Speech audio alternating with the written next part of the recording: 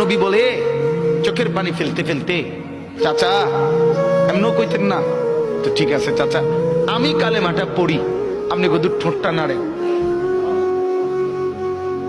আপনি শুধু ঠোঁটটা নাড়বেন, আমি হাসরের দিন বলবো মাওলা আমার চাচা কালেমা পড়ছিল এজন্য ঠোঁট নাড়ছে, এর সুযোগ দেন। চাচা বলছে না না না, আমি ঠোঁটও নাড়বো না। আল্লাহ নবী তখন অঝরে কাঁদতেছিলেন আর চোখের পানি ফেলে বললেন, চাচা আপনি জাহান্নামের আগুনে জ্বলবেন, আমি সইব কেমন? আবু তালেব নাফরমান তখন কি বলছে জানেন? আন্নারু খায়রুম মিনাল আর, মুহাম্মদ মানুষের কাছে লজ্জা পাওয়ার চাইতে আগুনে জ্বলা অনেক ভালো। বাপ নিজেদের জিন্দেগিতে একবার ভাইবা দেখেন, আমিও ভাবি আপনিও ভাবেন এমন আচরণ আমার মধ্যে আছে কিনা। 3 দিন